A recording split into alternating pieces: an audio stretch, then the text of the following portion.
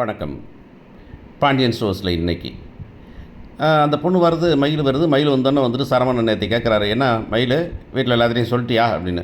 என்னங்க, இல்லை சொல்லிட்டியா, எப்போ சொல்ல போகிற அப்படின்னா. என்னங்க என்ன சொல்ல போகிறாங்கன்னு. இல்லை எதை சொல்லி, எதான் தான் அதான் நடந்தது தான் சொல்கிறியா சொல்ல போறியா, எப்போ சொல்லலாம்னு முடிவு பண்ணியிருக்கிற நீ அப்படின்னு. அது சரி சொல்லிட்டான் போல இருக்குது அப்படின்னு முடிவு பண்ணி, ஏன்னா அவர் ரெஸ்டாரண்ட்டை பற்றி அவர் பேசிகிட்டு இருந்தார் அப்படின்னு முடிவு பண்ணி, சரி நான் அப்படின்னு சொன்னேன். இல்லைப்பா அவள் கோயிலுக்கு போகணும்ல, கோயிலுக்கு எல்லோரும் போகும்போது லீவு கிடச்சிருச்சு மயிலுக்கும், அதைத்தான் சொல்ல வந்தேன் அப்படின்னு. உடனே எல்லோரும் மயிலுக்கு கிடச்சிருச்சா, சூப்பர் சூப்பர் சூப்பர் சூப்பர் அப்படின்னு எல்லாம் சந்தோஷப்படுறாங்க. சரி, அடுத்த கொஷின் எல்லாத்துக்கும் இருக்கணும் தானே.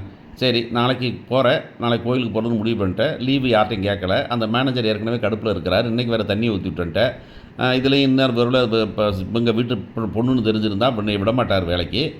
அப்படி இருக்கும்போது சரி நாளான்னைக்கு கோயிலுக்கு போய் 4 நாள் இருந்துட்டு வருவியே, வந்தோன்னே அடுத்த நாள் வேலைக்கு போகணுமே, அப்போ என்ன பண்ணுவேன். இப்போ பார்க்கில் போய் உட்காந்துருப்பான், இல்லை சரவணன் ஆஃபீஸ்க்கு போய் கூட்டு வேண்டி வேறு ஆஃபீஸில் உட்கார வச்சுருப்பாரான்னு தெரியாது.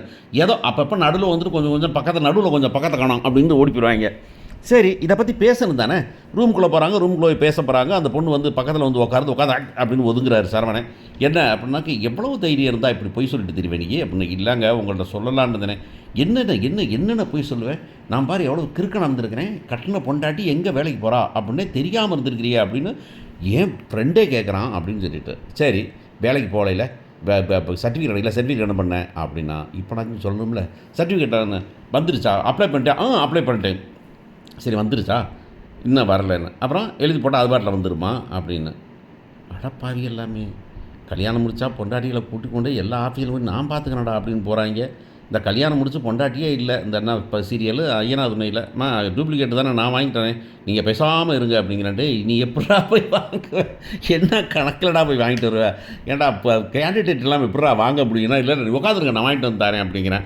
இவன் பார்த்தீங்கன்னாக்க அதை அப்ளை பண்ணியா, என்ன அப்ளை பண்ண, எப்படி அப்ளை பண்ண, நான் போஸ்ட் பண்ணட்டுமா, எதுவுமே இருக்கல, எல்லாத்தையும் இவங்கள்ட்ட விட்டுட்டு நீ பண்ணிக்குவே அப்படின்னு சொல்லி விட்டுட்டான். இப்போ பருமா வராதா அப்படின்னு கேட்டுக்கிட்டு இருக்கான். கேட்டு சரி இத்தனை பொய்யை வீட்டுக்கிட்ட சொல்லியிருக்கியே, இந்த இவ்வளோதான் பொய்யா, இன்னும் என்னமாவது பொய் இருக்கா அப்படின்னு கேட்குறாங்க. அந்த பொண்ணு இல்லைங்க தங்க பண்ணிட்டு, இல்லைங்க பண்ணது தப்பு தாங்க, அது அப்படின்னா வாயை மூடிட்டு ஒன்றும் சொல்லாது அப்படின்னு. இந்த வழக்கமாக நான் ஸ்கூலில் தான் நான் பார்த்துருக்கேன், காலேஜ்லேயும் ஒர்க் பண்ணியிருக்கிறேன்.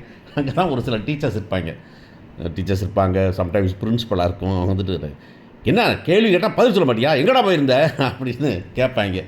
கேட்ட உடனே என்னடா நடந்துச்சு அப்படின்னு கேட்டேன்னு, சார் அது வாயை மூடுறா அப்படின்னு. டேய் கேள்வி கேட்குறீங்க, பதிலும் சொல்ல விட மாட்டேங்கிறீங்க. நான் பக்கத்தில் சிரிச்சுட்டே இருப்பேன். எப்படி இப்படி கேள்வி கேட்டது பதில் சொல்ல மாட்டியா, ஏண்டா எவ்வளோ அறிவு இருந்தால் எவ்வளோ தைரியம் இருந்தால் பண்ணுவேன் நீ அப்படின்னு. இது இல்லை சார், என்னடா வாய மூடிட்டுறா, பதில் சொல்ல கைப்பற்றியார் நான் இல்லை.